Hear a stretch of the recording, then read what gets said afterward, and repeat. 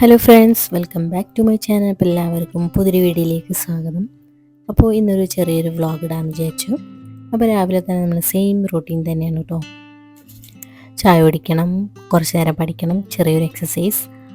അപ്പോൾ ഈ ഒരു ഡേ ഇൻ മൈ ലൈഫ് കുറച്ച് മുന്നെടുത്ത വീഡിയോ ആണ് ഇപ്പോൾ അപ്ലോഡ് ചെയ്യുന്നുള്ളൂ.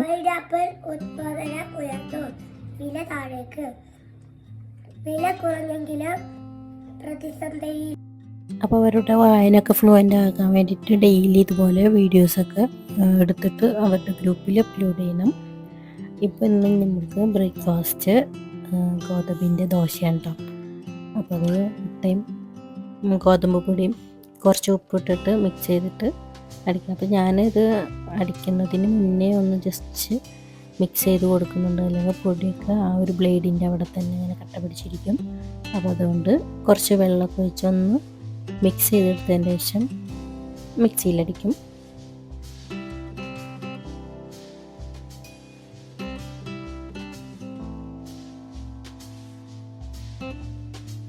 ഇനി ആ ഒരു ബാറ്ററിലേക്ക് നല്ല ജീരകം ഇട്ട് കൊടുക്കാം കേട്ടോ. നല്ലൊരു സ്മെല്ലും നല്ലൊരു ടേസ്റ്റ് ഉണ്ടാവും.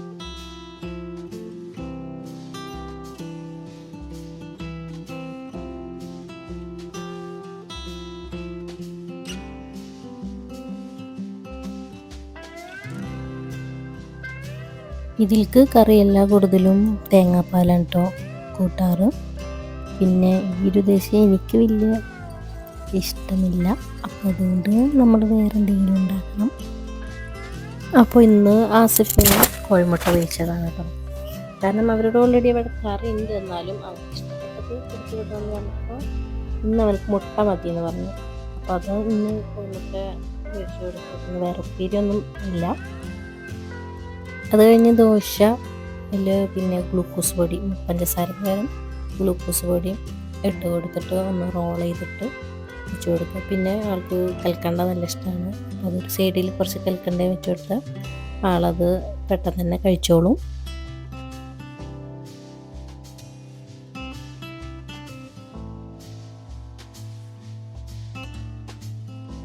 അപ്പോൾ സ്കൂളിൽ പോകുമ്പോൾ ഈ ഫുഡ് കഴിക്കുന്ന പരിപാടി കഴിഞ്ഞാൽ തന്നെ പകുതി പണി കഴിഞ്ഞു.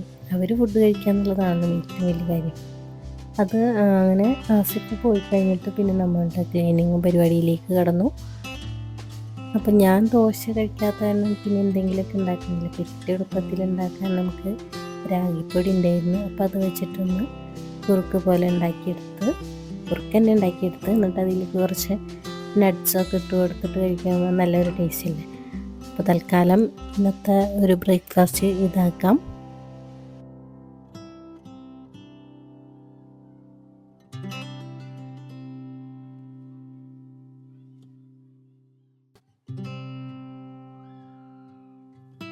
അങ്ങനെ ഫുഡ് കഴിച്ച് വരുമ്പോഴത്തേനും ഇതാ വാഷ് മെഷീനിലുള്ളതൊക്കെ ഉണങ്ങി വന്നിട്ടുണ്ട്. ഇനി നമുക്കത് വിരിച്ചിടണം.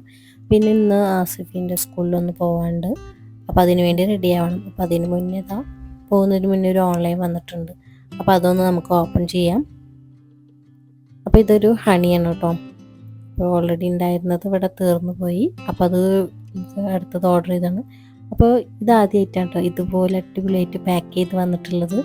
നല്ല ഉടയണ കുപ്പിയാണ്. അപ്പോൾ അതുകൊണ്ട് അത്രയും സേഫായിട്ട് അവരൊരു ബബിൾ റാപ്പൊക്കെ വെച്ചിട്ടൊരു പാക്കറ്റ് പോലെ ആക്കിയിട്ടാണ് വന്നിട്ടുള്ളത്. അങ്ങനെ ജസ്റ്റ് ഇത് എന്തായാലും കട്ട് ചെയ്യുമ്പോൾ പിന്നെ അത് ഉപയോഗിക്കാൻ പറ്റില്ല. അതെല്ലാം ആ ഒരു എയർ ബബിളൊക്കെ എയറൊക്കെ പോയി. അങ്ങനെ ഓപ്പൺ ചെയ്ത് നല്ല അടിപൊളിയായിട്ടാണ് പാക്ക് ചെയ്തിട്ടുള്ളത്. പാക്കിങ് തന്നെ എനിക്കൊരു വെറൈറ്റി ആയിട്ട് തോന്നി. അപ്പോൾ ഇതാണ് ഹണി. നല്ല അടിപൊളി, നല്ല കട്ടിയുള്ള തേനായിരുന്നു കേട്ടോ.